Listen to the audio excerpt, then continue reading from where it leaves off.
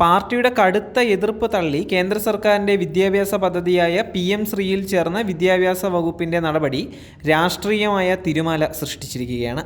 മുന്നണിയിലെ രണ്ടാം വലിയ ഘടകകക്ഷിയായ CPI കടുത്ത നിലപാടിലേക്ക് നീങ്ങുകയാണ്. മന്ത്രിസഭാ യോഗത്തിൽ നിന്ന് വിട്ടുനിൽക്കുന്നതടക്കമുള്ള കർശന നടപടികൾ പരിഗണനയിലാണ്.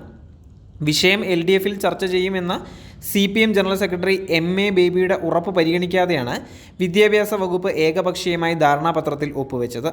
മുന്നണി മര്യാദ ലംഘിച്ചതാണ് എന്നുള്ള നിലപാടിൽ നിന്ന് പിന്മാറാൻ CPI തയ്യാറല്ല. മുന്നണിക്കുള്ളിൽ രാഷ്ട്രീയ മര്യാദയുടെ ലംഘനമാണ് ഇത് എന്ന് പാർട്ടിയിൽ പൊതുവികാരം ശക്തമാണ്. വിദ്യാഭ്യാസ വകുപ്പിൻ്റെ തീരുമാനത്തെ മുന്നണി ഏകതയ്ക്ക് എതിരായതായി കാണുന്ന CPM ദേശീയ നേതൃത്വത്തിൻ്റെ ഇടപെടൽ തേടാനും തീരുമാനിച്ചിട്ടുണ്ട്. സർക്കാരിൻ്റെ നിലപാടിനെതിരെ പാർട്ടി കേന്ദ്ര നേതൃത്വത്തിൻ്റെ മുന്നിൽ വിഷയമുയർത്തും. ഇന്ന് ചേരുന്ന CPI കേന്ദ്ര സെക്രട്ടേറിയറ്റിൻ്റെ ഔദ്യോഗിക അജണ്ടയിൽ വിഷയം ഉൾപ്പെടുത്തിയിട്ടില്ല എങ്കിലും അത്യാവശ്യ വിഷയമായതിനാൽ ചർച്ചയിലേക്ക് എത്തുമെന്ന് തന്നെയാണ് സൂചന. CPIയുടെ എതിർപ്പിനെ വകവയ്ക്കാതെയാണ് കേരളം PM ശ്രീ പദ്ധതിയിൽ ഒപ്പുവെച്ചത്. ഇന്നലെയാണ് കേന്ദ്രവും സംസ്ഥാനവും തമ്മിൽ ധാരണാപത്രത്തിൽ ഒപ്പുവെച്ചത്. സംസ്ഥാനത്തെ പ്രതിനിധീകരിച്ച് വിദ്യാഭ്യാസ സെക്രട്ടറിയാണ് ഒപ്പിട്ടത്. ഇതോടെ തടഞ്ഞുവെച്ചിരുന്ന ഏകദേശം 1500 കോടി രൂപയുടെ SSK ഫണ്ട് ഉടൻ അനുവദിക്കുമെന്ന് കേന്ദ്രം ഉറപ്പു നൽകി.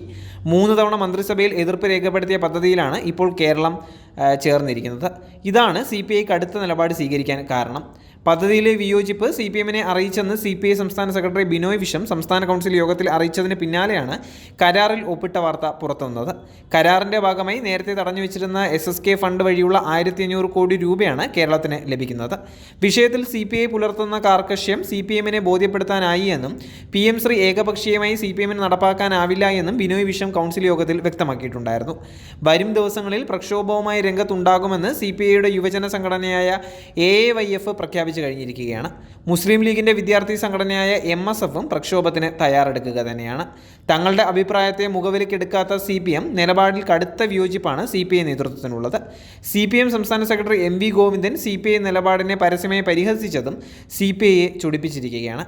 മുന്നണിക്കുള്ളിൽ CPIക്ക് നേരിടേണ്ടി വന്ന ഈ പ്രത്യേക സാഹചര്യത്തെ കോൺഗ്രസ് ഉൾപ്പെടെയുള്ള പ്രതിപക്ഷ കക്ഷികൾ ഉപയോഗിക്കും എന്നുള്ളതാണ് തീർച്ച. കരാറിൽ നിന്ന് പിന്നോട്ട് പോകാൻ CPM നേതൃത്വം നൽകുന്ന സംസ്ഥാന സർക്കാർ തയ്യാറാകുന്നില്ല എന്നുള്ളതിനാൽ വരും ദിവസങ്ങളിൽ മുന്നണിക്കുള്ളിലെ CPM-CPI ബന്ധം എത്ര കണ്ട് വഷളാകും എന്നുള്ളത് അറിയേണ്ട ഒരു കാര്യം തന്നെയാണ്.